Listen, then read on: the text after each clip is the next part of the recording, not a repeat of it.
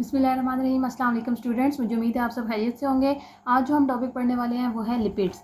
अब लिपिड्स में बच्चों क्या है कि it is a type of biological molecule. पहले हम लोगों ने देखा था प्रोटीन्स के बारे में, कार्बोहाइड्रेट्स के बारे में। अब जो हम पढ़ेंगे वो पढ़ेंगे लिपिड्स के बारे में। ठीक है, lipids is a collective name for variety of organic compound such as fat, oil, waxes and fat like molecules found in the body. अब लिपिड्स का क्या है कि लिपिड कोई एक स्पेसिफिक कंपाउंड को आप लिपिड नहीं कह देते, बल्कि इसमें क्या है वैरायटी ऑफ ऑर्गेनिक कंपाउंड्स है। मतलब बहुत सारे ऑर्गेनिक कंपाउंड्स, उनकी कैरेक्टरिस्टिक सेम होती हैं, तो उनको आप एक क्लास में डाल देते हैं जिसका क्या नाम है लिपिड। अब इसमें कौन कौन से कंपाउंड्स आ जाते हैं? फैट्स भी आ जाते हैं, ऑयल्स भी आ जाती हैं, वैक्सेस भी आ जाते हैं और स्टेरॉइड्स भी आ जाते हैं। ठीक है ना, ये सारी चीज़ें हमारी बॉडी में पाई जाती हैं। देयरफॉर इट इज़ तो आप अगर लिपिड्स को डिफाइन करेंगे तो ये क्या है, हेट्रोजीनस है। हेट्रोजीनस का मतलब क्या है बच्चों? डिफरेंट कंपाउंड जो है किनका, ऑर्गेनिक, डिफरेंट ग्रुप्स है ऑर्गेनिक कंपाउंड का which are insoluble in water but soluble in organic solvent. तो बेसिकली इनकी प्रॉपर्टीज सेम होने की वजह से क्या होता है कि आप इनको एक क्लास में इंट्रोड्यूस करवा देते हैं, इंसर्ट करवा देते हैं। और वो प्रॉपर्टीज़ क्या है कि वाटर में ये सॉल्युबल नहीं होंगे, लेकिन यानी वाटर क्या है, इनऑर्गेनिक है। इनऑर्गेनिक और इनऑर्गेनिक का बच्चों आपको पता होना चाहिए। ऑर्गेनिक वो मॉलिक्यूल्स होते हैं जिसमें क्या हो, कार्बन और हाइड्रोजन आ रहे हों, और इनऑर्गेनिक मॉलिक्यूल्स वो मॉलिक्यूल्स होते हैं जिसमें कार्बन और हाइड्रोजन ना आ रहे हों। ठीक है ना, कार्बन और हाइड्रोजन अगर दोनों साथ नहीं आ रहे तो वो मॉलिक्यूल इनऑर्गेनिक हो जाएगा, और कार्बन और हाइड्रोजन दोनों साथ आ रहे हैं तो उस मॉलिक्यूल को आप क्या कह देंगे, ऑर्गेनिक कह देंगे। अब जैसे आपके पास वाटर है H2O, तो वाटर में कार्बन हाइड्रोजन तो है लेकिन कार्बन नहीं है, तो इसलिए ये इनऑर्गेनिक मॉलिक्यूल हो जाएगा। ठीक है ना, तो इसलिए ये जो लिपिड्स होते हैं ये ऐसे कंपाउंड्स हैं जो कि वाटर में इनसॉल्युबल होते हैं, और लेकिन ऑर्गेनिक जो सॉल्वेंट्स होते हैं, यानी वाटर इनऑर्गेनिक है तो उसमें इनसॉल्युबल होंगे, लेकिन जो ऑर्गेनिक सॉल्वेंट्स होते हैं जैसे एसीटोन हो गया, अल्कोहल हो गया और ईथर हो गया। एसीटोन बच्चों कीटोन को कहते हैं। कीटोन का फॉर्मूला होता है C+O CH3 एंड CH3। ठीक है ना, तो अब इसमें क्या है, कार्बन और हाइड्रोजन दोनों है, तो ये ऑर्गेनिक कंपाउंड हो जाएगा। इसी तरह अल्कोहल की अगर बात करें तो अल्कोहल में COH होता है, तो अब इसमें भी कार्बन और हाइड्रोजन दोनों प्रेजेंट है। तो ये जो आपके पास मॉलिक्यूल्स होते हैं इनको आपके ये जो है इनको आप ऑर्गेनिक मॉलिक्यूल्स कहते हैं। तो ये ऑर्गेनिक कंपाउंड्स में सॉल्युबल होते हैं, लेकिन इनऑर्गेनिक कंपाउंड में ये वाटर में सॉल्युबल नहीं होते। सॉल्युबल का मतलब है डिजोल्व नहीं हो सकते। Lipids are composed of carbon, hydrogen and oxygen as carbohydrates. ठीक है ना, लिपिड्स की आप कंपोजिशन की बात कर लें, पहले उन्होंने डेफिनेशन के बारे में बताया हुआ है आपको, डेफिनेशन के बाद उन्होंने इसके बारे में बता दिया आपको कंपोजिशन के बारे में। अब अगर हम लोग इसकी केमिकल कंपोजिशन देखें तो लिपिड के अंदर कौन कौन से एलिमेंट्स होंगे बच्चों? Carbon, hydrogen and oxygen. जैसे कार्बोहाइड्रेट्स में जो एलिमेंट्स होते हैं, ये जो आपके पास थे अल्कोहल, ईथर, एसीटोन वगैरह, ये सारे क्या है, ऑर्गेनिक कंपाउंड्स है। कार्बोहाइड्रेट्स किन्हें कहते हैं बच्चों? वो जिनके अंदर कार्बन और हाइड्रोजन आ रहा होता है, जैसे C6H12O6 है, ग्लूकोज जो है वो क्या है, वो कार्बोहाइड्रेट है। तो इनके अंदर भी कार्बन, हाइड्रोजन और ऑक्सीजन ही होती है जैसे कार्बोहाइड्रेट्स के अंदर होती हैं। However they are relatively less oxygen in proportion to carbon and hydrogen than do carbohydrates. लेकिन इनमें और कार्बोहाइड्रेट्स में डिफरेंस क्या होता है कि अब देखिए लिपिड्स में भी कार्बन, हाइड्रोजन और ऑक्सीजन है, और कार्बोहाइड्रेट्स में भी क्या है, कार्बन, हाइड्रोजन, ऑक्सीजन है। तो हम दोनों ने इन दोनों को डिफरेंट कैटेगराइज क्यों किया है? क्योंकि लिपिड्स के अंदर जो कार्बन और हाइड्रोजन की कंसंट्रेशन होती है वो क्या होती है, लेस होती है एज कम्पेयर टू कार्बोहाइड्रेट्स। ठीक है ना, कार्बोहाइड्रेट्स में अगर हम लोग बात करें तो कार्बोहाइड्रेट्स में बच्चों देखो आप, तो यहाँ पे देखें, अब आपके पास यहाँ पे ऑक्सीजन जो है, अगर कार्बन 6 है तो ऑक्सीजन भी क्या है, 6 ही है। लेकिन यहाँ पे जैसे उन्होंने एग्जाम्पल दी हुई है लिपिड की, लिपिड ट्राइस्टाइरीन एक लिपिड है, उसमें क्या होता है कि इसका molecular formula C57H110 and O6। अब इसमें ऑक्सीजन बहुत ही कम है, लेकिन यहाँ पे अगर ऑक्सीजन देखा जाए तो इतनी इसमें डिफरेंस नहीं आ रहा। तो कार्बोहाइड्रेट्स में ऑक्सीजन, कार्बन, हाइड्रोजन का रेशियो इतना डिफरेंस उनमें एग्जिस्ट नहीं कर रहा होता। लेकिन अगर आप लिपिड्स को देखेंगे ना, तो लिपिड्स में जो ऑक्सीजन की क्वांटिटी होती है वो हमेशा कम होती है comparative to that of carbon and hydrogen. यहाँ पे उन्होंने एक एग्जाम्पल दिखाई हुई है जिसमें कार्बन 57 है, हाइड्रोजन 110 है, लेकिन ऑक्सीजन कितने पड़े हुए हैं, सिर्फ और सिर्फ 6। तो इसका क्या मतलब है कि इधर जो है वो ऑक्सीजन की कंसंट्रेशन कम होती है, और यहाँ पे जो कार्बोहाइड्रेट्स होते हैं उसमें ऑक्सीजन जो है वो नॉर्मल अमाउंट में प्रेजेंट होता है due to high content of carbon and hydrogen. अब लिपिड्स में क्या है, कार्बन और हाइड्रोजन ज़्यादा है। इस कार्बन हाइड्रोजन की ज़्यादा होने की वजह से इनके अंदर एनर्जी स्टोरेज भी क्या हो जाती है बच्चों, ज़्यादा हो जाती है comparative to that of carbohydrates. ठीक है ना, तो आप जो है वो एक लिपिड्स का एक तरफ खाना बना लें और एक तरफ क्या बना लें, कार्बोहाइड्रेट्स का, तो आपको सिमिलरिटी क्या होगी कि दोनों में क्या होते हैं, कार्बन, हाइड्रोजन और ऑक्सीजन होते हैं। यहाँ पे जो है वो ऑक्सीजन की कंसंट्रेशन क्या होती है, लेस ऑक्सीजन होती है, और यहाँ पे जो है वो नॉर्मल अमाउंट ऑफ ऑक्सीजन होती है। यहाँ पे मोर एनर्जी स्टोरेज होती है, और यहाँ पे जो है वो एनर्जी स्टोरेज भी कम होती है। तो ये 3 डिफरेंसेस आ जाते हैं, और उसके बाद आप एक एग्जांपल दे देंगे दोनों के। In general lipids are component of cell membrane. Lipids अब प्रेजेंट कहाँ पे होते हैं? लोकेशन की अगर बात कर लें तो ये हमारे पास सेल मेम्ब्रेन में प्रेजेंट होते हैं। ठीक है बच्चों, सेल की जो कवरिंग होती है वो किससे मिलकर बनी होती है? लिपिड से मिलकर बनी होती है। Act as what, energy store, ये लोकेशन। उसके अलावा ये आप इसको हेडिंग दे दे बल्कि फंक्शंस की, लोकेशन से बेहतर है फंक्शन की, कि एक ये component of cell membrane glycogen है, दूसरा ये किसके तौर पे काम कर रहे होते हैं, एनर्जी स्टोरेज के तौर पे काम कर रहे होते हैं, ठीक है ना। हमारी बॉडी के अंदर एनर्जी, अभी हम लोगों ने कहा है कि इनके अंदर हाई अमाउंट ऑफ एनर्जी होती है, डबल अमाउंट ऑफ एनर्जी होती है comparative to that of carbohydrate, तो इसलिए ये एनर्जी के तौर पर इस्तेमाल हो रहे होते हैं, स्टोरेज के तौर पर। स्टेरॉइड हार्मोन्स जो हमारी बॉडी के अंदर बन रहे होते हैं वो भी लिपिड से ही मिलकर बन रहे होते हैं। It is also involve in protection, waterproofing, insulation and buoyancy, ठीक है। तो ये जो सारे काम है, प्रोटेक्ट करना, वाइटल ऑर्गन्स जितने भी उनके ऊपर फैटी लेयर होती है बच्चों, हमारे अंदर इंसुलेशन का काम करना। जब सर्दियाँ लगती हैं, मोटे बंदे को इतनी सर्दी नहीं लग रही होती, क्यों? क्योंकि उनके अंदर फैट्स, लिपिड ज़्यादा होते हैं, ठीक है। वाटर प्रूफिंग का जो काम है, बायोन्सी कहते हैं बच्चों, फ्लोटिंग जो हो रही होती है किसी भी चीज़, कोई भी चीज़ जब वाटर के ऊपर फ्लोट करने लग पड़े तो उसको बायोन्सी कहते हैं। तो वो फ्लोटिंग भी किस वजह से हो रही होती है, लिपिड्स की वजह से हो रही होती है। तो ये सारे फंक्शन हो जाएंगे, डेफिनेशन हो जाएगी और उसकी कंपोजिशन हो जाएगी। अब उसके बाद उन्होंने कुछ लिपिड्स के नाम आपको बताया हुआ है, उनकी प्रॉपर्टीज़ बता दी हैं, वो हम लोग देख लेते हैं। सबसे पहले जो लिपिड उन्होंने बताया हुआ है वो कौन सा है, असाइल ग्लिसरॉल। असाइल ग्लिसरॉल का स्ट्रक्चर उन्होंने आगे दिया हुआ है यहाँ पे। उसके पहले हम लोग देख लेते हैं इसकी प्रॉपर्टीज़ क्या होती हैं। तो इसकी डेंसिटी बच्चों क्या होती है, वाटर से कम होती है। डेंसिटी कम होने का मतलब क्या है कि इसका वेट जो है वो वाटर से कम होगा। तभी जब भी आप ऑयल को वाटर के अंदर डालते हैं तो ऑयल किधर आ जाता है बच्चों, ऊपर की सर्फेस पे आ जाता है। तो वो क्यों आता है, जो भी लेस डेंस चीज़ होती है वो हमेशा सर्फेस पे रहती है, और जो भी ज़्यादा डेंसिटी वाली चीज़ होती है वो नीचे आके गिर जाती है। अब यहाँ पे मैं पानी में पत्थर डालूंगी तो वो नीचे आएगा, क्यों? क्योंकि उसकी डेंसिटी ज़्यादा है। लेकिन जो असाइल ग्लिसरॉल होता है वो उसकी डेंसिटी कम होती है, तो इसलिए वो किधर रहता है, सर्फेस के ऊपर ही रहता है वाटर के, और लो डेंसिटी होती है। दूसरा, ये वाटर में सोल्यूबल नहीं होते। ये हम लोग ऊपर बात कर चुके हैं कि ये इनऑर्गेनिक में सॉल्वेंट नहीं होंगे, but they are soluble in some organic solvent. लेकिन ऑर्गेनिक सॉल्वेंट में इजीली डिसॉल्व हो जाएंगे। लाइक रूल का अगर आपको पता हो तो उसमें यही होता है कि अगर सेम केमिकल कंपाउंड बॉन्डिंग है तो वो आपस में डिसॉल्व हो सकते हैं कंपाउंड्स। क्लोरोफॉर्म में ये डिसॉल्व हो जाएगा, ईथर में डिसॉल्व हो जाएगा, अल्कोहल में डिसॉल्व हो जाएगी ये असाइल ग्लिसरॉल, लेकिन वाटर में डिसॉल्व नहीं होंगे। Acyl glyceride have saturated and long chain fatty acids having higher melting point compare to unsaturated and short chain. उसके अलावा इनकी अगर स्ट्रक्चर की बात की जाए बच्चों तो इसके अंदर क्या होती है, saturated long fatty acid chains होती हैं। सैचुरेटेड का मतलब क्या है कि जो इनके अंदर फैटी एसिड होंगे उनके अंदर कार्बन कार्बन सिंगल बॉन्ड होगा, ठीक है ना। एस फॉर सैचुरेटेड है, एस फॉर सिंगल याद कर लें। और इसके अलावा इनके अंदर जो फैटी एसिड चेन होती है वो लॉन्ग चेन्स होती हैं। ये आगे हम जब असाइल ग्लिसरॉल का स्ट्रक्चर देखेंगे तब हम लोग देख लेंगे कि लॉन्ग फैटी एसिड चेन कैसे होती हैं और सैचुरेटेड का क्या मतलब है।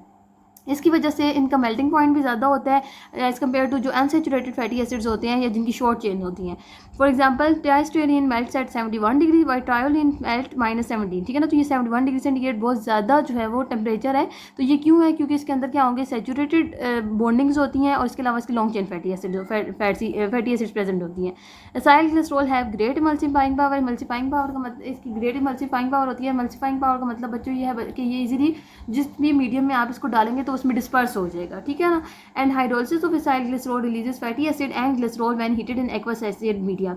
जब आप असाइल ग्लिसरॉल को ब्रेक डाउन करेंगे, हीट करेंगे, तो हीट करने से बच्चों आपके पास क्या चीज़ निकलेगी, फैटी एसिड एंड ग्लिसरॉल। क्योंकि असाइल ग्लिसरॉल मिलके किससे बना होता है, फैटी एसिड एंड ग्लिसरॉल से। Fatty acid and glycerol combine होते हैं तो वो क्या बना देते हैं, असाइल ग्लिसरॉल बना देते हैं। तो जब आप असाइल ग्लिसरॉल को ब्रेक डाउन करेंगे तो आपके पास भी क्या आएगा, फैटी एसिड एंड ग्लिसरॉल आ जाएगा, ठीक है। उसके अलावा उन्होंने क्या बताया हुआ है, acyl glycerol can undergo oxidation to produce odorous and flavoured compound on decade. अगर आप इसको ऑक्सीडेशन करेंगे इसके तो ये क्या करेगा, स्मेल प्रोड्यूस करेगा और इसके अलावा क्या करेगा, फ्लेवर दे रहा होगा। उसके अलावा रोल देख लेते हैं बच्चों, फंक्शंस देख लेते हैं। तो ये हमारे पास मेजर पार्ट होता है लिपिड्स का। They are the major lipid in fat deposit and in food. हमारी बॉडी के अंदर जो फैट्स डिपॉजिट हो रहे होते हैं उसका ये मेजर कंपोनेंट होता है। हमारे फूड्स के अंदर ये प्रेजेंट होता है। व्हेन हाई इन लेवल में cause various disease such as obesity, diabetes and hyper lipoproteinemia. अगर इनका असाइल ग्लिसराइड का हमारी बॉडी में लेवल ज़्यादा हो जाएगा, इसका मतलब क्या है बच्चों के फैट्स ज़्यादा हो रहे हैं, लिपिड ज़्यादा हो रहे हैं। जब लिपिड ज़्यादा होंगे तो क्या होगा, बंदा बीज हो जाएगा। ओबेसिटी कहते हैं मोटापे को, ठीक है। तो मोटापा होगा उसको। उसके अलावा क्या है जी, डायबिटीज़ होगी। डायबिटीज़ किसे कहते हैं बच्चों, शुगर को कहते हैं। And hyper lipoproteinemia. Hyper lipoproteinemia का मतलब क्या है कि लिपोप्रोटीन उस पेशेंट की बॉडी के अंदर ज़्यादा हो जाएंगे, ठीक है। Hydrogenation of acyl glycerol produce margarine and butter. अगर आप असाइल ग्लिसरॉल की हाइड्रोजनेशन करवाते हैं तो हाइड्रोजनेशन का मतलब क्या है कि असाइल ग्लिसरॉल के अंदर अगर आप हाइड्रोजन ऐड करवा देते हैं तो उससे क्या प्रोड्यूस होते हैं बच्चों, बेकरी कंपाउंड्स प्रोड्यूस होते हैं which is margarine and butter. Margarine के अंदर वाइटामिन नहीं होते वो जो कि बटर के अंदर प्रेजेंट होते हैं, ठीक है। लेकिन दोनों के कैसे प्रोड्यूस होते हैं, मार्जरीन या butter, by the hydrogenation of acyl glycerol. उसके बाद उन्होंने क्या बताया हुआ है बच्चों, प्रॉपर्टीज ऑफ फॉस्फोलिपिड्स बताई हुई है। Phospholipid is another class of lipids, ठीक है। They have unique properties being amphipathic molecule as they have both polar and non polar end. अब इसके अंदर जो है ये एम्फीफैटिक मॉलिक्यूल होता है, इसके अंदर पोलर एंड भी होता है, नॉन पोलर एंड भी होता है। पोलर एंड का मतलब क्या है कि बच्चों कि जैसे एक कंपाउंड है उसके ऊपर जब पोल्स बन जाते हैं, जैसे HCl है तो एक तरह जोन से वो H पॉजिटिव हो जाएगा और H क्लोरीन पार्शियल नेगेटिव हो जाएगा। तो जब एक ऐसा कंपाउंड होता है जिसके ऊपर पोल्स क्रिएट हो जाए तो उस कंपाउंड को आप क्या कह देते हैं, पोलर कंपाउंड कह देते हैं। अब कुछ ऐसे कंपाउंड होते हैं जो बिल्कुल पोलर होते हैं और कुछ ऐसे कंपाउंड्स होते हैं जो नॉन पोलर होते हैं। लेकिन फॉस्फोलिपिड्स वो मॉलिक्यूल्स हैं जो कि एम्फीफैटिक हैं। एम्फीफैटिक का मतलब क्या है कि इनके ऊपर पोलर एंड भी होगा और नॉन पोलर एंड भी होगा, ठीक है। They fix the protein within the lipid bilayer cell membrane. जब सेल की स्ट्रक्चर, सेल मेम्ब्रेन का स्ट्रक्चर देखा जाए बच्चों तो उसमें क्या होती हैं, 2 लेयर्स प्रेजेंट होती हैं, बाई लेयर प्रेजेंट होती हैं और उस बाई लेयर में ना ऐसे प्रोटीन अंदर पूरी लेयर्स में रन कर रहे होते हैं। इस तरह से लिपिड्स और प्रोटीन जो है वो रन कर रहे होते हैं। तो अब ये जो प्रॉपर्टी है, ये जो फॉस्फोलिपिड्स होते हैं, इनका क्या काम होता है, ये लिपिड बाई लेयर में प्रोटीन को फिक्स कर रहे होते हैं। लिपिड की 2 लेयर्स होती हैं, उन लिपिड्स के साथ क्या लगे होते हैं, प्रोटीन्स लगे होते हैं। तो वो प्रोटीन की fixation with the lipid by layer, with in the lipid by layer membrane कौन करवा रहा होता है, फॉस्फोलिपिड करा रहा होता है। They are important component of bile and lipoprotein. Bile का भी कंपोनेंट होती हैं, ये लिपोप्रोटीन का भी। ये सारे वो चीज़ें हैं बच्चों, ये सारे वो केमिकल कंपाउंड्स हैं जो हमारी बॉडी के अंदर प्रेजेंट होते हैं। बाइल लिवर से आ रहा होता है, लिपोप्रोटीन हमारी बॉडी के अंदर प्रेजेंट होते हैं, उन सब का ये फॉस्फोलिपिड कंपोनेंट है। उसके अलावा आपके पास क्या आ जाते हैं, फंक्शंस आ जाते हैं फॉस्फोलिपिड के। फॉस्फोलिपिड के अगर फंक्शन की बात करें तो बच्चों अभी हमने कहा है कि ये किधर प्रेजेंट थे, सेल मेम्ब्रेन में प्रेजेंट थे। तो जब सेल मेम्ब्रेन में प्रेजेंट होते हैं तो ये क्या कर रहे होते हैं, उसकी परमिबिलिटी को इंक्रीज कर रहे होते हैं। परमिबिलिटी का मतलब क्या है बच्चों कि सेल मेम्ब्रेन जो है वो किसके तौर पर एक्ट कर रही होती है, सेल के लिए दरवाजे के तौर पर एक्ट कर रही होती है, ठीक है ना, डोर के तौर पर एक्ट कर रही होती है। इस सेल मेम्ब्रेन से चीज़ ने अंदर आना है और इसी सेल मेम्ब्रेन से चीज़ ने सेल से बाहर जाना है। तो ये जो परमिबिलिटी है इसको कहते हैं, जो पास हो रही चीज़ें इसको कहते हैं परमिबिलिटी ऑफ मेम्ब्रेन। तो फॉस्फोलिपिड्स बेसिकली सेल मेम्ब्रेन की परमिबिलिटी को कंट्रोल कर रही होती है कि किस चीज़ ने अंदर आना है, किस चीज़ ने अंदर नहीं आना सेल के। They are involve in the absorption of fat from the intestine. इसके अलावा ये इंटेस्टाइन से फैट को एब्जॉर्ब कर रही होती है हमारी बॉडी के अंदर इलेक्ट्रॉन ट्रांसपोर्ट चेन में, जो कि हमारे पास माइटोकॉन्ड्रिया में हो रही होती है एनर्जी प्रोड्यूस करने के लिए, उसमें भी इनका रोल है। It inhibits the accumulation of fat in the liver. Liver में फैट को ये एक्यूमुलेट नहीं होने देते। They transport and remove cholesterol from the cell. इसके अलावा ये कोलेस्ट्रॉल अगर सेल के अंदर बहुत ज़्यादा हो गया तो उसको भी कौन रिमूव कराएगा, क्योंकि हम लोगों ने पहले ही कहा था कि ये परमिबिलिटी को इंक्रीज करा रहा होता है, कंट्रोल कर रहा होता है। तो कोलेस्ट्रॉल के लेवल को भी कौन मेंटेन कर रहा होते हैं, फॉस्फोलिपिड्स मेंटेन कर रहे होते हैं। They are structural component of cell membrane and are associated with protein. वो हम लोग पहले बात कर चुके हैं कि ये सेल मेम्ब्रेन का कंपोनेंट होते हैं और इन्होंने प्रोटीन्स को होल्ड किया होता है with that of cell membrane. They act as surfactant in the respiratory system. Surfactants बच्चों बेसिकली जो न्यू बॉर्न होते हैं, प्री मैच्योर न्यू बॉर्न होते हैं, उनके सांस लेने में मसला आता है। तो जो सांस लेने में क्यों मसला आता है, क्योंकि उनके अंदर सर्फेक्टेंट्स नहीं बने होते। तो ये बेसिकली क्या करते हैं, ये सर्फेक्टेंट के तौर पे एक्ट करते हैं और ये जो है वो लंग्स को मैच्योर कराते हैं। उसके अलावा ये क्या कर रहे हैं, they help in coagulation of blood cells. Blood cell को कोगुलेट कराने में भी कौन हेल्प कर रहे होते हैं, फॉस्फोलिपिड्स हेल्प कर रहे होते हैं। And they synthesise different lipoproteins and prostaglandin. Different और जो लिपोप्रोटीन्स हैं या प्रोस्टाग्लैंडिन है वो सारे के सारे किससे हेल्प से हो रहे हैं, सिंथेसाइज फॉस्फोलिपिड से। उसके बाद टर्पीन्स आ जाते हैं बच्चों। It is another variety of lipids. They are anti inflammatory. कहीं भी इन्फ्लेमेशन हुई है, इन्फ्लेमेशन का मतलब क्या है बच्चों, रेडनेस हुई है या स्वेलिंग हुई है या फिर टेम्परेचर इंक्रीज किया है तो आप उनको टर्पीन देते हैं, तो उससे क्या होगा कि वो एंटी इन्फ्लेमेटरी के तौर पे काम करेंगे, यानी उसको आराम दे देंगे। एनाल्जेसिक कहते हैं पेन किलर को, ठीक है ना। तो पेन जो है वो रिमूव करा रहा होता है कौन, टर्पीन्स। एंटीऑक्सीडेंट के तौर पे काम कर रहे होते हैं। एंटीऑक्सीडेंट का मतलब क्या है कि अगर सेल के अंदर कोई ऐसा ऑक्सीडेंट बन चुका है, फ्री रेडिकल बेसिकली बनते हैं, वो सेल के लिए डेंजरस होते हैं, तो उनको कौन रिमूव कराएंगे, सेल से टर्पीन रिमूव कराएंगे। एंटी कन्वल्सिव के तौर पे काम कर रहे होते हैं। एंटी कन्वल्सिव कहते हैं बच्चों झटको, कन्वर्जेंस कहते हैं झटके लगने को। तो अगर झटके लग रहे हैं किसी पेशेंट को तो उसको टर्पीन देंगे तो उसके झटके कंट्रोल हो जाएंगे। और डिप्रेसिव इलनेस को भी कंट्रोल कर रहे होते हैं। कैंसर को ट्रीट कर रहे हैं, ट्यूमर को ट्रीट कर रहे हैं, म्यूटेजन के को ट्रीट कर रहे हैं। न्यूरोप्रोटेक्टिव है, ठीक है। एंटी न्यूरोप्रोटेक्टिव मतलब कि न्यूरोनल सिस्टम जो है वो इन्होंने प्रोटेक्ट किया होता है। एंटी एलर्जी है, किसी को बंदे को एलर्जी है वो टर्पीन खाता है तो उसको आराम आ जाता है। एंटीबायोटिक के तौर पे काम कर रहे होते हैं और एंटी डायबिटिक एक्टिविटीज़ भी हैं। तो इनका ज़्यादातर रोल जो है वो किसमें है, मेडिसिन के तौर पे है। वैक्सीज की बात करें बच्चों तो it is effective in polishing. Polishing में हेल्पफुल होती है, वाटर प्रूफिंग में हेल्पफुल होती है, एंटी फाउलिंग होती है, कॉस्मेटिक, क्रायॉन्स, कैंडल्स वगैरह जितनी भी चीज़ें वैक्स से बन रही होती हैं। And they use to produce paints, inks, adhesives and tyres, ठीक है ना। इन सारी चीज़ों को बनाने के लिए क्या यूज़ हो रही होती है, वैक्सीज यूज़ हो रही होती है। नेक्स्ट हम लोग देख लेते हैं molecular structure of an acyl glycerol, phospholipid and terpene. तीनों के अलग अलग से क्या दिए हुए हैं, उन्होंने स्ट्रक्चर्स दिए हुए हैं। ओके सबसे पहले अगर हम एसाइल ग्लिसरॉल के स्ट्रक्चर को देखें बच्चों तो यहाँ पे आपके पास एसाइल ग्लिसरॉल में बेसिकली 2 कंपोनेंट्स होते हैं।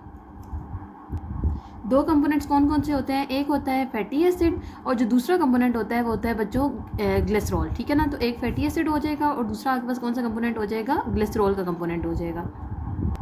सो फैटी एसिड और ग्लिसरॉल का एस्टर बनता है तो उसको आप क्या नाम दे देते हैं, उसको आप नाम दे देते हैं एसाइल ग्लिसरॉल का। और ह्यूमन बॉडी के अंदर जो सबसे ज़्यादा लिपिड पाया जाता है वो एसाइल ग्लिसरॉल ही है। आपने देखा था ना कि लिपिड्स में डिफरेंट क्लासेस आती हैं और डिफरेंट क्लासेस में कौन कौन सा आ जाता है, एसाइल ग्लिसरॉल आ जाता है, उसके अलावा फोस्फोलिपिड्स आते हैं, टर्पीन्स आती हैं, वैक्सेस आती हैं, लेकिन जो लिविंग बॉडी में सबसे ज़्यादा पाई जाती हैं इन लिपिड्स में से वो कौन सा है बच्चों, वो है एसाइल ग्लिसरॉल। तो इसका अगर हम स्ट्रक्चर देखें तो इसमें दो कंपोनेंट्स होते हैं, फैटी एसिड होता है और दूसरा ग्लिसरॉल होता है। इन दोनों के एस्टर बनता है तो उसको आप क्या नाम दे देंगे, एसाइल ग्लिसरॉल का नाम दे देंगे।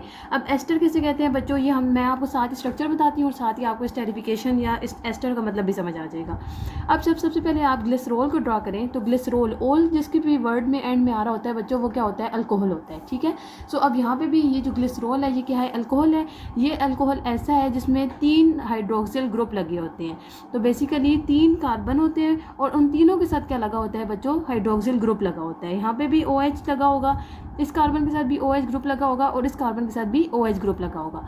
अब एक कार्बन बच्चों 4 बॉन्ड बना रहा होता है। इस कार्बन को अगर हम देखें तो इसने 1 और 2 बॉन्ड बनाए हुए हैं, तो फर्दर ये 2 और बॉन्ड बना सकते हैं। ये हमने प्रोटीन्स में भी पढ़ा था कि अमीनो एसिड की जब बॉन्डिंग हो रही होती है तो वो किस तरह से स्ट्रक्चर बन रहा होता है। अब इस कार्बन को अगर मैं देखूँ तो इसके 4 बॉन्ड्स पूरे हो चुके हैं, 1 2 3 4। इस कार्बन को देखूँ तो इसके 3 बॉन्ड्स पूरे हैं, चौथा मैं यहाँ पे क्या लगा दूंगी, हाइड्रोजन। और इस कार्बन को मैं देखूँ तो इसके 2 बॉन्ड्स बने हुए हैं तो 2 इसके साथ और हाइड्रोजन आ जाएंगे। इसका क्या नाम है बच्चों, इसको आप क्या नाम दे देंगे, इसको ग्लिसरॉल का नाम दे देंगे। और इसमें क्या है, ट्राई हाइड्रोक्सी अल्कोहल है, मतलब 3 हाइड्रोक्सिल, ये जो OH ग्रुप होता है इसको हाइड्रोक्सिल ग्रुप कहते हैं। तो ट्राई हाइड्रोक्सी अल्कोहल को आप क्या नाम दे देते हैं, बेसिकली ग्लिसरॉल का नाम दे देते हैं, जिसमें हर कार्बन के ऊपर क्या लगे होते हैं, OH ग्रुप लगे होते हैं। साथ ही आपने क्या ड्रा करना है, फैटी एसिड। फैटी एसिड आप किसे कहते हैं बच्चों, फैटी एसिड कहते हैं कार्बोक्सिलिक एसिड को। बेसिकली कार्बोक्सिलिक एसिड का क्या फार्मूला होता है, कार्बोक्सिलिक एसिड में कार्बन ने 2 बॉन्ड ऑक्सीजन के साथ बनाए होते हैं और 1 बॉन्ड उसने किसके साथ बनाया होता है बच्चों, OH के साथ, ठीक है ना। जैसे यहाँ पे OH लगा हुआ था वैसे ही यहाँ पे भी OH ग्रुप लगा होता है, लेकिन इधर जो है वो क्या होगा, कार्बोक्सिलिक एसिड प्रेजेंट होगा, C double bond O OH। अब इस कार्बन ने कितने बॉन्ड बनाए हुए हैं बच्चों, 3 बॉन्ड बनाए हुए हैं। तो एक और आपके पास क्या आ जाएगा, यहाँ पे कोई ना कोई ये ग्रुप अपने साथ अटैच कर लेगा, वो कोई भी ग्रुप हो सकता है। अब ये जो R ग्रुप है, R ग्रुप किसको रिप्रेजेंट कर रहा है कि यहाँ पे कोई भी कार्बन आके अटैच होगा। और वो कार्बन बच्चों कहाँ कितने हो सकते हैं आपके पास, ये वो कार्बन जो है वो इवन नंबर ऑफ कार्बन होते हैं और वो 2 भी हो सकते हैं कार्बन, वो 3 भी हो सकते हैं, 4 भी हो सकते हैं, 30 कार्बन तक जो है वो यहाँ पे चेन अटैच हो सकती है। तो इसको आप क्या नाम दे देते हैं, इसको आप फैटी एसिड का नाम दे देते हैं। अब जब एक फैटी एसिड और एक ग्लिसरॉल आपस में रिएक्ट करते हैं बच्चों तो होता ये है कि जो आपके पास जो अल्कोहल होता है, जो ग्लिसरॉल होता है, उस वहाँ से आता है H ग्रुप रिमूव होता है और जो आपके पास फैटी एसिड होता है वहाँ से आपके पास रिमूव होता है OH ग्रुप। तो ये अगर मैं इस मॉलिक्यूल पूरे को निकाल दूँ तो आपके पास क्या होगा कि ये वाटर एलिमिनेट हो जाएगा और आपके पास बाकी बॉन्डिंग वैसे ही ड्रॉ कर दें, ये H हो जाएगा, इस कार्बन के साथ जो ऑक्सीजन है वो एज इट इज़ लगा रहेगा, ठीक है। और इसने डायरेक्टली किसके साथ बॉन्डिंग कर देनी है आगे, कार्बन के साथ, ठीक है। ये ऑक्सीजन डायरेक्टली कार्बन के साथ अटैच हो जाएगा और ऊपर आके पास क्या लग जाएगा, बाकी सारी की सारी बॉन्डिंग एज इट इज़ लग जाएगी, ठीक है ना। इसी तरह ये ग्लिसरॉल बाकी सारा का सारा मॉलिक्यूल एज इट इज़ रहेगा। और उसके अलावा आपके पास यहाँ पे भी नीचे में कर दूँ तो ये आपके पास क्या बन जाएगा, ये आपके पास बन जाता है बच्चों वो बन जाता है मोनोएसाइड ग्लिसरॉल बन जाता है। मोनोएसाइड ग्लिसरॉल के साथ ही आपके पास क्या चीज़ रिलीज़ होगी बच्चों, एक वाटर का मॉलिक्यूल रिलीज़ होगा H2O, 2 हाइड्रोजन और 1 ऑक्सीजन आपके पास यहाँ पे रिलीज़ हो गए। अब यहाँ पे अब तक जो कंपाउंड मैंने बनाया है ये कौन सा कंपाउंड हुआ है बच्चों, ये हुआ है मोनोएसाइल ग्लिसरॉल, क्योंकि इस केस में आपके पास ग्लिसरॉल का पूरा मॉलिक्यूल है लेकिन जो फैटी एसिड है वो सिर्फ एक इस्तेमाल हुआ है, तो इसलिए आप इसको क्या नाम दे देंगे, मोनोएसाइल ग्लिसरॉल का नाम दे देंगे।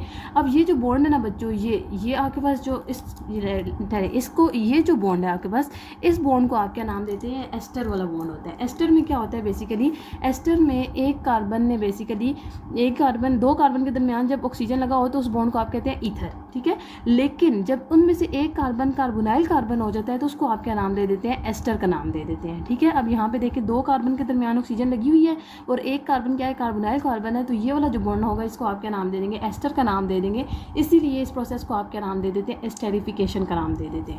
अच्छा, अब ये मोनोएसाइल ग्लिसरॉल बन गया। अब अगर मैंने डाइएसाइल ग्लिसरॉल बनाना है तो बच्चों मुझे यहाँ पे क्या लगाना पड़ेगा, एक और फैटी एसिड लगाना पड़ेगा। जब मैं एक और फैटी एसिड लगाऊंगी तो यहाँ पे क्या हो जाएगा, कोई भी आर ग्रुप अटैच हो सकता है। अभी जैसे हम लोगों ने एसाइल ग्लिसरॉल की बात की थी कि इसमें क्या होती हैं, लॉन्ग चेन्स होती हैं और सैचुरेटेड होते हैं ये। तो सैचुरेटेड का मतलब क्या है, कार्बन कार्बन सिंगल बॉन्ड बन रहे हैं, ठीक है।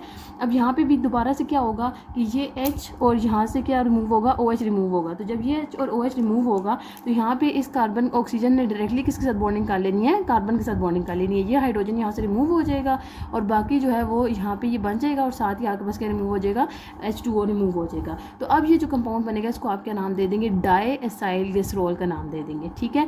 और जब आपके पास तीसरा भी फैटी एसिड आके इसके साथ अटैच हो जाएगा बच्चों यहाँ पे, क्योंकि तीसरा भी कार्बन, अभी इस कार्बन के साथ OH ग्रुप अवेलेबल था, दूसरा जो अल्कोहल का कार्बन था उसके साथ भी OH अवेलेबल था, तीसरा जो कार्बन है अल्कोहल का वो भी अवेलेबल है। तो इसका मतलब है तीसरा फैटी एसिड भी इसके साथ आगे अटैच हो सकते हैं। जब तीसरा भी अटैच हो जाएगा तो अब इन तीनों के दरमियान बॉन्डिंग होगी तो आगे बस यहाँ पे ये वाला जो हाइड्रोजन है ये रिमूव हो जाएगा, तीसरा फैटी एसिड इसके साथ अटैच हो जाएगा। तो जब तीसरा फैटी एसिड अटैच हो जाएगा तो उसको आप क्या नाम दे देंगे बच्चों, उसको आप नाम दे देंगे ट्राइएसाइल ग्लिसरॉल का, ठीक है। तो अब जब ये तीसरा फैटी एसिड इसके साथ आके अटैच हो चुका है तो ग्लिसरॉल कितने यूज़ हुए हैं बच्चों, एक, और फैटी एसिड्स कितने यूज़ हुए हैं, तीन फैटी एसिड्स यूज़ हुए हैं और एक ग्लिसरॉल यूज़ हुआ है। तो आपके पास क्या बन चुका है, ट्राइएसाइल ग्लिसरॉल बन चुका है। अब इस ग्लिसरॉल के अंदर और कैपेबिलिटी नहीं है कि वो अपने साथ किसी भी फैटी एसिड को अटैच करवा सके, इसीलिए आप इस ट्राइएसाइल ग्लिसरॉल को क्या नाम दे देते हैं, न्यूट्रल लिपिड का नाम दे देते हैं, क्योंकि अब इसके आगे कोई भी फर्दर बॉन्डिंग नहीं हो सकती, ठीक है ना। तो ये आपके पास क्या हो जाएगा, ये न्यूट्रल लिपिड हो जाएगा, क्योंकि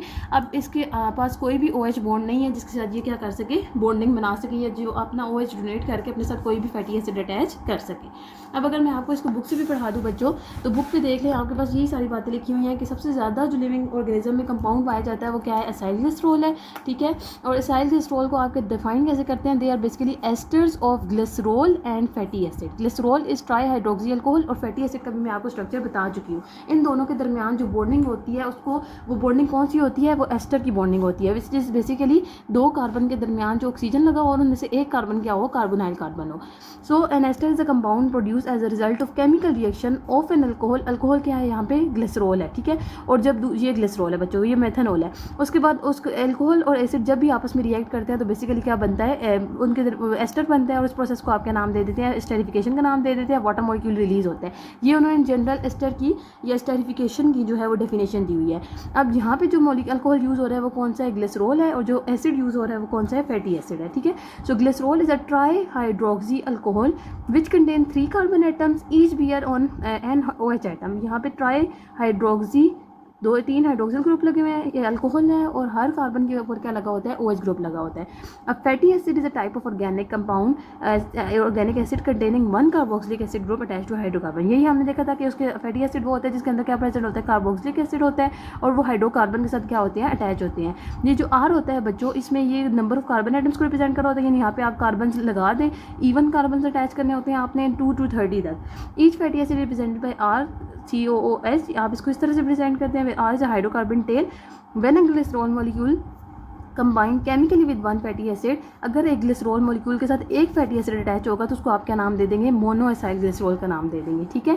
and when 2 fatty acid combine with the glycerol a diacyl glycerol वो diglyceride is form. And when 3 fatty acid combine तो उसको आप क्या नाम दे देंगे, ट्राइएसाइल। ये मैंने बारी बारी आपको सारे लगा के तभी बताएं ताकि आपको समझ आ जाए कि बात हो क्या रही है, कि अगर एक फैटी एसिड का कंबाइन होगा तो सिर्फ इतना बनेगा, ये ऊपर से रिमूव हो जाएगा तो उसको आप क्या नाम दे देंगे, मोनोएसाइल ग्लिसरॉल। फिर दूसरा फैटी एसिड, फिर तीसरा, तो इस तरह से आपके पास क्या हो जाएगा, जो ट्राइएसाइल ग्लिसरॉल होता है उसको आप क्या नाम दे देते हैं, न्यूट्रल लिपिड का नाम दे देते हैं, क्योंकि जो ग्लिसरॉल के तीनों OH ग्रुप होते हैं वो ऑक्यूपाइड हो चुके होते हैं बाय द फैटी एसिड और कोई भी OH group charge bearing left बाकी नहीं रहता, ठीक है ना। तो इसकी वजह से ये जो आपके पास ट्राइएसाइल ग्लिसरॉल है ये बेसिकली क्या आ जाता है आपके पास, ये सबसे ज़्यादा बॉडी में पाया जाता है और उसमें फर्दर बॉन्डिंग के चांसेस नहीं होते।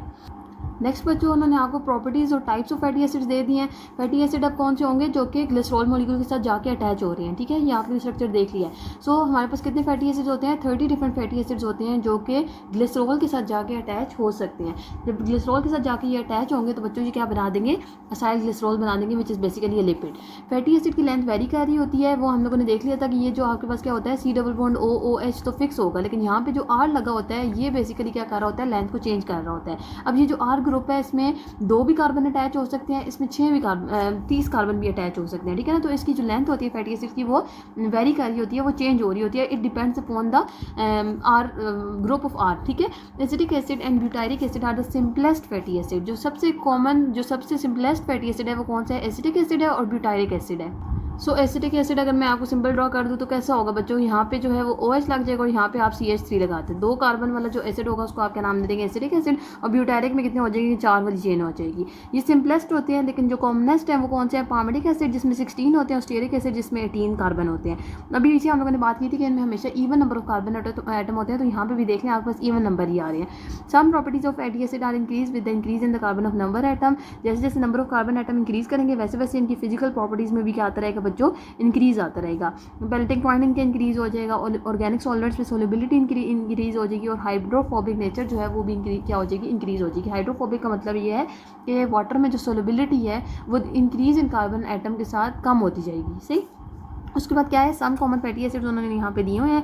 दे आर आइदर सैचुरेटेड और अनसैचुरेटेड। सैचुरेटेड का मतलब क्या है कि कार्बन कार्बन सारे सिंगल बॉन्ड होंगे। अनसैचुरेटेड का मतलब क्या है बच्चों? के कार्बन कार्बन सब डबल बॉन्ड होंगे। मतलब उनके अंदर डबल बॉन्ड भी, सब तो नहीं लेकिन कुछ के अंदर कार्बन कार्बन आपस में डबल बॉन्ड बना रहे होंगे।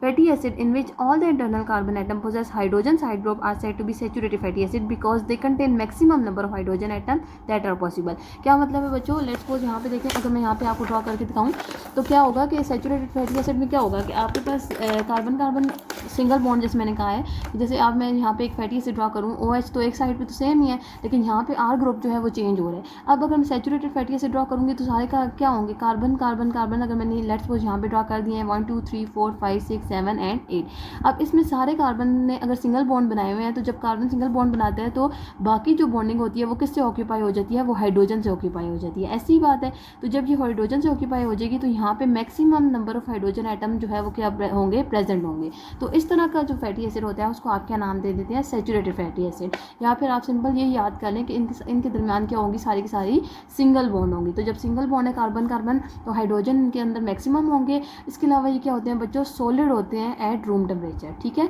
सॉलिड होंगे जब रूम टेम्परेचर पे, तो आपके पास ये किस फॉर्म में एग्जिस्ट कर रहे होंगे? फैट्स की फॉर्म में एग्जिस्ट कर रहे होंगे। अब S फॉर सिंगल है, बॉन्ड है, ठीक है, S से याद कर लें और S से ही आपके पास क्या आ जाएगा कि ये सॉलिड होते हैं, ठीक है। उसके अलावा ये किसके अंदर प्रेजेंट होते हैं बच्चों? ये सबसे ज़्यादा प्रेजेंट होते हैं एनिमल्स के अंदर। सैचुरेटेड फैटी एसिड्स एनिमल्स के अंदर मौजूद होते हैं। इससे ऑपोजिट जितनी भी बातें होंगी वो अनसैचुरेटेड हो जाएंगी। अनसैचुरेटेड में क्या होगा? लेट्स सपोज मैं यहाँ पे इन 2 कार्बन के दरमियान क्या बना दूँ बच्चों? Double bond. तो जब इन दोनों के दरमियान का डबल बॉन्ड बना दूंगी तो हाइड्रोजन के साथ इनका बॉन्ड क्या हो जाएगा? खत्म हो जाएगा, क्योंकि एक कार्बन ने 4 बॉन्ड बना लिए।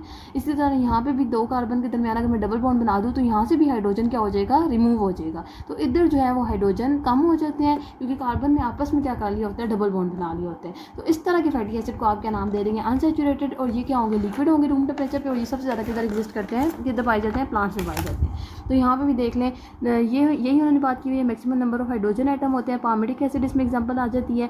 दे tend to be solid at room temperature. S for saturated, S for solid. और इसके अलावा ये सबसे ज़्यादा किधर होते हैं? एनिमल्स में। और इनको आप क्या ना कह देते हैं? फैट्स का नाम दे देते हैं। दूसरे जो होंगे बच्चों वो क्या होंगे? अनसैचुरेटेड। अब अगर अनसैचुरेटेड की बात करें तो इसमें एक या एक से ज़्यादा जो कार्बन एटम्स होते हैं उनके दरमियान क्या बना होता है? डबल बॉन्ड, जो मैंने अभी आपको दिखाया है। Therefore they are not fully saturated with hydrogen. तो जब आपस में वो डबल बॉन्ड बना लेंगे तो हाइड्रोजन के साथ उनकी बॉन्डिंग कम हो जाएगी। और इसमें एग्जाम्पल क्या आ जाती है? Oleic acid. तो इनके बहुत अच्छा डिफरेंस बन सकता है बच्चों। एक तो आप उनके बॉन्डिंग का बता दें, दूसरा आप हाइड्रोजन का बता दें, तीसरा आप बता दें कि सॉलिड होते हैं, लिक्विड होते हैं, चौथा आप बता दें एनिमल्स में होते हैं, प्लांट्स में होते हैं, और पाँचवीं आप एग्जाम्पल दे दें। तो 5 पॉइंट का डिफरेंस आप इनमें बना सकते हैं। They are liquid at room temperature. इनका मेल्टिंग पॉइंट क्या होता है? कम होता है। उनका मेल्टिंग पॉइंट क्या होता है? हायर होता है। ये छठा पॉइंट भी बन सकता है। And they are more common in plant lipids. और इनको आप क्या नाम देते हैं? ऑयल्स। उनका क्या नाम दे देते हैं? फैट्स का नाम दे देते हैं। Triglyceride containing hydrocarbon chain melts at low temperature. जिनके अंदर हाइड्रोकार्बन चेन होती है वो लो टेम्परेचर पे मेल्ट हो जाते हैं और ये लिविंग थिंग्स के लिए बहुत ज़्यादा इंपॉर्टेंट होते हैं, ठीक है, ये यूज़फुल होते हैं। उसके अलावा उन्होंने आपको बच्चों दिए हुए हैं common types of fatty acids दिए हुए हैं, ठीक है। अनसैचुरेटेड देखें तो ये ऊपर दिए हुए हैं, और अनसैचुरेटेड में देखें आपको उन्होंने डबल बॉन्डिंग भी शो की हुई है कि किन किन कार्बन के दरमियान जो है वो क्या होते हैं? डबल बॉन्ड्स प्रेजेंट होते हैं, ठीक है ना। यहाँ पे भी देख लें, सारों के आपको 1-2 नाम याद कर लें जो मोस्ट कॉमन पार्मेटिक और जैसे ओलिक है, तो ये जो है वो आपको इनके नाम आने चाहिए। उसके बाद हम लोग देख लेते हैं वैक्सेस को। सो वैक्सीज को अगर हम देखें बच्चों, तो वैक्सीज क्या होती हैं, हाईली हाइड्रोफोबिक कंपाउंड होते हैं। हाइड्रोफोबिक का मतलब क्या है कि ये कभी भी वाटर में डिजोल्व नहीं होंगे, वाटर रेजिस्टेंट कंपाउंड होते हैं। दो तरह की वैक्सीज होती हैं, नेचुरल वैक्सीज होती हैं जो कि नेचुरली हमारी बॉडी के अंदर या इन्वायरमेंट में नेचर ने खुद बनाई हुई हैं, ठीक है ना। और दूसरी होती हैं सिंथेटिक वैक्सीज जो कि आर्टिफिशियली सिंथेसाइज की जाती हैं in the laboratories. So natural waxes are simple lipids, they are typically esters of long chain. अब ये भी किससे मिलकर बनी होंगी बच्चों, फैटी एसिड से और अल्कोहल से, ठीक है। जैसे आपने ट्राइसाइल ग्लिसरॉल को या साइल ग्लिसरॉल को देखा था। और इसमें कौन सी आ जाती हैं, बीज वैक्स आ जाती है, हनीकॉम्ब में नेचुरली प्रेजेंट है, क्यूटन जो प्लांट की सर्फेस होती है, ठीक है, वहाँ पे लीव की सर्फेस होती है, उसके ऊपर नेचुरली ये वैक्स प्रेजेंट होती है। They are chemically inert. Chemically inert का मतलब ये है कि कोई भी ये रिएक्शन नहीं कर रही होती, ठीक है ना। And are resistant to atmospheric oxidation. Atmosphere में अगर ऑक्सीजन पड़ी हुई है ना, तो वो इन वैक्सीज के साथ कोई भी रिएक्शन नहीं करेगी, यानी ये इनर्ट होते हैं, बिल्कुल सोई हुई होती हैं waxes. Waxes have protective function in plants and animal. अब इनका फंक्शन क्या होगा कि ये बेसिकली क्या कर रही होंगी, प्रोटेक्शन का काम कर रही होंगी, ये इंसुलेशन का काम कर रही होंगी, वाटर प्रूफिंग का काम कर रही होंगी। ये सारे काम किसके हैं, वैक्सीज के हैं। दूसरी जो टाइप ऑफ वैक्स आती है बच्चों को कौन सी आती है, सिंथेटिक वैक्स। सिंथेटिक वैक्स कहाँ से आ रही होती है, ये खुद ड्राइव की जाती है पेट्रोलियम से या फिर पॉलीथाइलिन से। पैराफिन इसकी वैक्स आ जाती है और वो किसके लिए यूज़ हो रही होती है, कैंडल्स के लिए यूज़ हो रही होती है। ये सिंथेटिक वैक्स होगी, ये नेचुरली एग्जिस्ट नहीं कर रही होती। बस इसमें यही बताया हुआ है। नेक्स्ट जो है बच्चों को क्या है, phospholipid which is another type of lipid, another class of lipid. ये कहाँ से डिराइव हो रहा होता है, फॉस्फेटिडिक एसिड से। अब फॉस्फेटिडिक एसिड क्या होता है बच्चों, phosphatidic acid is a most similar to diglyceride that it contain. Diglyceride का आपको देख के ही पता चल जाना चाहिए, आपको मोनोसाइल ग्लिसरॉल का भी पढ़ाया था मैंने, डाइसाइल ग्लिसरॉल का भी और ट्राइसाइल ग्लिसरॉल का भी। तो डाइग्लिसराइड किसे कहेंगे बच्चों, रिकॉल करें तो जिसमें जो ग्लिसरॉल था उसके साथ क्या था, दो OH ग्रुप के साथ फैटी एसिड कंबाइन हुए थे, ऐसे ही था। So it contain a glycerol, 2 fatty acid esterified with first and second OH group of glycerol. तो आपके पास क्या है, जो ग्लिसरॉल का पहला और दूसरा, यहाँ पे अगर मैं आपको ये जो पुराना स्ट्रक्चर है उसमें ही दिखाऊं, तो जो फैटी एसिड था उसका, ये जो ग्लिसरॉल था उसका पहला और दूसरा जो OH ग्रुप है वो अगर फैटी एसिड के साथ कंबाइन हो जाएगा तो उसको आप क्या नाम दे देंगे, डाइसाइल ग्लिसरॉल का नाम दे देंगे। तो यहाँ पे भी यही है कि जो ग्लिसरॉल होता है वो उसमें दो फैटी एसिड जो है वो स्टेरिफाई होते हैं। फर्स्ट और सेकंड OH ग्रुप जो ग्लिसरॉल का होता है वो फैटी एसिड के साथ कंबाइन होता है, और जो थर्ड OH ग्रुप होता है वो किसके साथ कंबाइन हो जाता है बच्चों, फॉस्फेट ग्रुप के साथ कंबाइन हो जाता है, ठीक है ना। वैसे जो आपने असाइल ग्लिसरॉल पढ़ा था उसमें थर्ड जो OH ग्रुप था वो भी फैटी एसिड के साथ कंबाइन हो रहा था, लेकिन यहाँ पे जो थर्ड OH ग्रुप होता है वो किसके साथ कंबाइन हो जाता है, फॉस्फेट ग्रुप के साथ कंबाइन हो जाता है। तो उसको आप क्या नाम दे देंगे, फॉस्फेटिडिक एसिड का। जैसे यहाँ पे देखें बच्चों, तो यहाँ पे क्या है कि ये ग्लिसरॉल है, ठीक है, यहाँ पे ये जो CH2 और नीचे OH लगा हुआ था, लेकिन उस H के साथ क्या लगा दिया उन्होंने, एक फैटी एसिड चेन लगा दी है। इसी तरह जो दूसरा OH था उसमें से H रिमूव हुआ है और उसके साथ क्या लग चुका है, दूसरी फैटी एसिड चेन लग चुकी है। लेकिन जो तीसरा OH ग्रुप था उसमें तीसरे के साथ फैटी एसिड चेन नहीं लगी, बल्कि उसके साथ कौन सा ग्रुप लग चुका है, फॉस्फेट ग्रुप लग चुका है। तो अब ये जो कंपाउंड बना है ना आपके पास, ये वाला सारा, इसको आप क्या नाम दे देंगे, इसको आप नाम दे देंगे फॉस्फेटिडिक एसिड का। यहाँ तक जो कंपाउंड है उसको आप क्या नाम दे देंगे, फॉस्फेटिडिक एसिड का।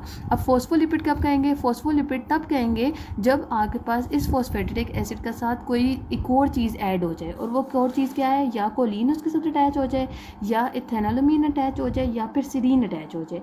इन तीनों में से कोई चीज़ जब इस फॉस्फेटिडिक एसिड के साथ कंबाइन होगी तो उसको आप क्या नाम दे देंगे बच्चों, फॉस्फोलिपिड का नाम दे देंगे, ठीक है। तो यहाँ पे भी देखें, यहाँ पे भी ग्लिसरॉल के साथ, पहले ग्लिसरॉल के OH के साथ जो है वो फैटी एसिड अटैच है, दूसरे OH के साथ दूसरा फैटी एसिड अटैच है, और तीसरे OH ग्रुप के साथ फॉस्फेट अटैच है। यहाँ तक जब बनेगा तो उसको आप क्या नाम दे देंगे, फॉस्फेटिडिक एसिड का। और जब उसके साथ कोई भी कोलिन यहाँ पे उन्होंने अटैच किया हुआ है तो उसको आप क्या नाम दे देंगे, फॉस्फोलिपिड का नाम दे देंगे। यहाँ पे कोलिन की जगह इथेनोलमीन भी अटैच हो सकता है, सीरीन भी अटैच हो सकते हैं, ठीक है। Most common type of phospholipid is phosphatidylcholine, also called as lecithin, जो कि उन्होंने ड्रॉ करके दिखाया हुआ है कि जब कोलिन सबसे ज़्यादा जो फॉस्फोलिपिड पाया जाता है वो कौन सा, लेसिथिन है, जिसमें क्या होता है, फॉस्फेटिडिक एसिड के साथ कोलिन अटैच हो जाता है, ठीक है ना, जिसको आप फॉस्फेटिडाइलकोलिन भी नाम दे देते हैं। In which choline is attach to the phosphate group of phosphatidic acid. One end of phospholipid molecule containing the phosphate group and additional compound is hydrophilic. अब उन्होंने क्या कहा है कि वो एंड जिसके ऊपर क्या लगा होता है, फॉस्फोलिपिड का फॉस्फेट ग्रुप अटैच होता है, वो हाइड्रोफिलिक होता है। आपने जब मैंने आपको प्रॉपर्टीज पढ़ाई थी तो उसमें क्या होता है, ये एम्फीफैटिक मॉलिक्यूल है। एम्फीफैटिक मॉलिक्यूल का मतलब क्या है कि इसके अंदर पोलर कंपोनेंट भी होता है और नॉन पोलर कंपोनेंट भी होता है। तो वो कंपोनेंट जिसमें इसके साथ क्या लगा हुआ है, फॉस्फेट ग्रुप लगा हुआ है, वो कैसा होगा, वो हाइड्रोफिलिक होगा। मतलब क्या है कि वो पानी के अंदर डिजोल्व हो सकता है, ये इसको आप हेड का नाम दे देते हैं। और वो कंपोनेंट जिसके साथ क्या लगा हुआ है बच्चों, फैटी एसिड वाला ग्रुप लगा हुआ है, ये नीचे वाला ग्रुप लगा हुआ है, तो ये क्या हो जाएगा, ये नॉन पोलर हो जाएगा, ठीक है, ये हाइड्रोफोबिक कंपोनेंट में शामिल हो जाता है। तो यहाँ पे भी उन्होंने यही बात की हुई है कि the one end of the phospholipid molecule जिसमें फॉस्फेट ग्रुप लगा होता है या कोई भी एडिशनल कंपाउंड, कोलिन लगा हुआ है, फेनोलमीन लगा हुआ है या फिर सीरीन लगा हुआ है, वो वाला हेड जो है, वो वाला पार्ट जो है वो हाइड्रोफिलिक होता है, मतलब क्या है, वो पोलर होता है और वो वाटर में सोलबल हो सकता है। लेकिन जो दूसरा होता है जिसमें फैटी एसिड वाली साइड लगी होती है, वो हाइड्रोफोबिक होती है, मतलब क्या है कि वो नॉन पोलर होगी और वो इनसोलबल, वाटर में सोलबल नहीं होगी, ठीक है। इसीलिए ये आपके पास क्या किसका कॉन्स्टिट्यूएंट होता है, लिपिड बाइलेयर का। लिपिड बाइलेयर और सेल मेम्ब्रेन में जो बायो हम लोगों ने पहले पढ़ा था, तो उसमें क्या होते हैं कि जो कुछ उसके ऐसे कंपोनेंट्स होते हैं जो कि क्या होते हैं, हाइड्रोफिलिक होते हैं, और कुछ ऐसे होते हैं जो कि हाइड्रोफोबिक होते हैं। तो वो जो हेड होता है वो हाइड्रोफिलिक होता है और जो टेल्स होती हैं वो क्या होती हैं, टेल्स जो है वो हाइड्रोफोबिक होती हैं। तो वो हाइड्रोफोबिक क्यों होती है, इस तरह से ये पूरा सेल का उन्होंने वॉल बनाई होती है, तो वो हाइड्रोफोबिक और हाइड्रोफिलिक क्यों होती हैं, बिकॉज ऑफ दिस स्ट्रक्चर, ठीक है। मुझे उम्मीद है आपको ये फॉस्फोलिपिड का स्ट्रक्चर समझ आ चुका होगा। नेक्स्ट हम देखते हैं आपके पास टर्पीन्स को। नेक्स्ट जो बच्चों उन्होंने दिया हुआ है वो है terpene. All terpene are synthesized from 5 carbon building block known as isoprene unit. जैसे आपने पीछे सारे देखा है कि फैटी एसिड और अल्कोहल मिल रहे थे तो किस तरह से डिफरेंट क्लासेस ऑफ लिपिड्स बना रहे थे। अब terpene is another class of lipids, और ये किससे मिलकर बनी होती है, आइसोप्रीन यूनिट से। आइसोप्रीन यूनिट्स कंबाइन होते हैं और वो क्या बना देते हैं, टर्पीन। और आइसोप्रीन का उन्होंने यहाँ पे आपको स्ट्रक्चर भी दे दिया है। 5 कार्बन का एक कंपाउंड होता है, ये आपस में मिलते हैं तो ये क्या बना देते हैं, टर्पीन बना देते हैं, which is another class of lipid. This unit condense in different ways to form many compound. 2 isoprene unit मिलेंगे तो वो क्या बना देंगे, मोनोटर्पीन बना देंगे, ठीक है ना। 2 ये मिलेंगे तो ये मोनोटर्पीन बना देंगे। और उसमें कौन सी एग्जांपल आ जाती है, menthol is a type of terpene which is form by the condensation of 2 isoprene unit. इसी तरह अगर 4 आइसोप्रीन यूनिट कंबाइन होंगे तो वो क्या, उनको आप क्या नाम दे देंगे, डाइटर्पीन। और उसमें कौन से लिपिड्स आ जाते हैं, विटामिन ए आ जाता है और फाइटोल आ जाता है, ठीक है ना। एग्जाम्पल में ये दोनों जो है, विटामिन ए अगर आपसे कोई पूछे तो आप कहेंगे जी ये लिपिड है, और ये कौन सा लिपिड है, ये टर्पीन लिपिड है, और इसमें जो है वो आइसोप्रीन यूनिट मिल के बने होते हैं, 4 आइसोप्रीन यूनिट्स कंटेन कर रहा होता है ये। तो इसके अलावा अगर 6 होंगे तो उसको आपके नाम दे देंगे ट्राइटर्पीन का, और इसमें कौन सी एग्जांपल आ जाती है, एम्ब्राइन का। नेचुरल रबर जो है वो क्या है, एक पॉलीटर्पीन कंपाउंड है, ठीक है। उसके बाद उन्होंने बच्चों आपको दिया हुआ steroids and prostaglandin. Steroids and prostaglandin भी क्या है, आपके पास लिपिड्स हैं, लेकिन ये हमारी बॉडी के अंदर मौजूद होते हैं, ठीक है। और ये क्या काम कर रहे होते हैं, क्या इनका स्ट्रक्चर है, ये हम लोग देख लेते हैं। Steroids are lipid of high molecular weight which can be crystalline, ठीक है। आपके पास ये क्या होता है, इनका मॉलिक्यूलर वेट बहुत ज़्यादा होता है, इनको आप क्रिस्टलाइन फॉर्म में कन्वर्ट कर सकते हैं। A steroid nucleus consist of 17 carbon atom arranged in 4 attached rings. 3 of the ring contain 6 carbon atom and the 4th contain 5। यहाँ पे देखें आपके पास कितने, एक स्टेरॉइड में कितने होते हैं, बेसिकली 17 कार्बन एटम्स होते हैं, जैसे उन्हें नंबरिंग करके दिखाई हुई है, इस तरह से नंबरिंग होती है। 17 कार्बन एटम्स इसमें मौजूद होते हैं, और वो किस फॉर्म में मौजूद होते हैं, रिंग्स की फॉर्म में मौजूद होते हैं। उन रिंग्स में से भी जो 3 रिंग्स होती हैं बच्चों, उसमें 6 कार्बन एटम होते हैं। जैसे ये जो कॉर्नर्स होते हैं ये किसको रिप्रेजेंट कर रहे होते हैं, कार्बन एटम को रिप्रेजेंट कर रहे होते हैं। तो यहाँ पे अगर इस रिंग को मैं देखूँ तो इसमें एक ये कॉर्नर है, 2 3 4 5 6, तो इस रिंग में 6 कार्बन एटम है, ठीक है। अब इधर देखूँ तो 1 2 3 4 5 6, इसमें भी 6 हैं। इधर मैं देखूँ तो 1 2 3 4 5 6 इधर भी हैं। और ये चौथा रिंग अगर मैं देखूँ तो इसमें कितने रिंग्स हैं बच्चों, 1 2 3 4 5। तो यहाँ पे उन्होंने ये बताया हुआ है कि जो 3 रिंग्स होते हैं उसमें 6 कार्बन एटम होते हैं, और जो एक रिंग होता है उसमें सिर्फ और सिर्फ 5 कार्बन एटम होते हैं। लेंथ और स्ट्रक्चर जो है वो that extend from these ring distinguish one steroid from other. इनकी जो लेंथ और स्ट्रक्चर और साइड चेन होती है, यहाँ पे ये जो 19 पे लगा होगा कार्बन वो साइड चेन होगा, 18 पे जो कार्बन लगा होगा वो साइड चेन होगा कार्बन, ठीक है ना। उसकी लेंथ जो है वो वेरी कर सकती है, यहाँ पे 2 कार्बन भी लग सकते हैं, 3 कार्बन लग सकते हैं, 6 कार्बन भी लग सकते हैं। तो वो बेसिकली एक स्टेरॉइड को दूसरे स्टेरॉइड से डिफर कर रही होती है, बाकी इनके रिंग के स्ट्रक्चर में कोई भी डिफरेंस नहीं होता। These structure are synthesized from isoprene unit, जैसे टर्पीन बने होते हैं वैसे ही ये भी जो स्ट्रक्चर्स हैं ये आइसोप्रीन यूनिट से मिलकर बने होते हैं। Cholesterol is a structural component of cell membrane. It is the precursor of large number of equally important steroids which include the bile acid, male sex hormone testosterone, female sex hormone progesterone and oestrogen. Cholesterol हमारी body के अंदर present होता है बच्चों, cell membrane का component होता है, और ये कहाँ से ड्राइव होकर आता है, स्टेरॉइड से। और कौन से स्टेरॉइड से, बाइल एसिड से, या फिर टेस्टोस्टेरोन से आता है, या फिर प्रोजेस्टेरोन से आता है, एस्ट्रोजन से, ठीक है ना। इनकी ब्रेकडाउन होती है और आपके पास क्या आ जाता है, कोलेस्ट्रॉल आ जाता है। बाइल एसिड में विच emulsify fats and vitamin D which helps to regulate calcium metabolism also steroid. Bile acid जो है वो लिवर में प्रोड्यूस हो रहा होता है बच्चों, और ये क्या करता है, फैट को एमल्सीफाई करता है. एमल्सिफिकेशन का मतलब ये है कि अगर फैट का एक लार्ज ड्रॉपलेट पड़ा हुआ है तो बाइल उसके ऊपर एक्ट करेगा और उसको स्मॉल ड्रॉपलेट्स में क्या कर देगा, कन्वर्ट कर देगा. इस प्रोसेस को आप क्या नाम दे देते हैं, एमल्सिफिकेशन का नाम दे देते हैं. ये बाइल एसिड जो एमल्सिफिकेशन कर रहा होता है फैट्स की और विटामिन डी की, और इसके अलावा कैल्शियम मेटाबॉलिज्म में हेल्पफुल होता है, ये भी क्या है, स्टेरॉइड है. ठीक है. उसके बाद दूसरा जो आ जाता है लिपिड, वो क्या है, prostaglandin. Prostaglandin exist in virtually every mammalian tissue acting as local hormone के तौर पे ये काम कर रहा होता है. हार्मोन और बेसिकली द केमिकल्स जो कि हमारी बॉडी के अंदर मॉडिफिकेशन कर रहे होते हैं. प्रोस्टाग्लैंडिन कहाँ से ड्राइव होता है बच्चों, एराकिडोनिक एसिड से. इनके फंक्शन डिपेंड कर रहे होते हैं कि किस टिश्यू पे जाके इसने एक्ट करना है. Some reduces blood pressure whereas other raises it. ठीक है ना. कुछ ऐसे प्रोस्टाग्लैंडिन होंगे जो कि ब्लड प्रेशर को कम कर रहे होंगे, कुछ ऐसे होंगे जो कि ब्लड प्रेशर को ज़्यादा कर रहे होंगे. तो ये डिपेंड कर रहा होता है कि किस बॉडी पार्ट पे जाके एक्ट कर रहे हैं. In the immune system various prostaglandin helps to induce fever and inflammation and also intensify the sensation of pain. ठीक है. तो हमारी बॉडी के अंदर जो फीवर हमें हो रहा होता है या जो हमें पेन की सेंसेशन फील हो रही होती है, वो किस वजह से हो रही होती है बच्चों, वो इस हार्मोन प्रोस्टाग्लैंडिन की वजह से हो रही होती है. They also help to regulate the aggregation of platelet. And इसके अलावा प्लेटलेट्स को एग्रीगेट करना, मतलब जब आपको कोई कट लगता है बच्चों, तो कट लगने में क्या होता है कि ब्लड लॉस होता है. ठीक है. और कुछ देर के बाद अगर आप उस चीज़ को जब दबाई रखें तो वो खून जम जाता है, वहाँ से ब्लड लॉस होना बंद हो जाता है. तो इस प्रोसेस को आप क्या नाम दे देते हैं, ब्लड क्लॉटिंग का नाम दे देते हैं, कि वहाँ पे खून क्या हो चुका है, जम चुका है. और वो क्यों जमता है, क्योंकि उस जगह पे क्या आने लग पड़ते हैं, प्लेटलेट्स आने लग पड़ते हैं. लेट्स सपोज ये एक वेसल थी ना, यहाँ पे ये कट लग गया. ठीक है ना. तो यहाँ से खून बाहर आने लग पड़ेगा, लेकिन थोड़ी देर बाद क्या होगी, यहाँ पे सारे के सारे प्लेटलेट्स एग्रीगेट कर देंगे, एक क्लॉट सा बना देंगे, जिसके बाद जो अंदर वाला खून है वो बाहर नहीं आ सकेगा, तो बाहर खून आना बंद हो जाएगा. ठीक है ना. तो ये सारा काम भी कौन करा रहा होता है, प्रोस्टाग्लैंडिन करा रहा होता है.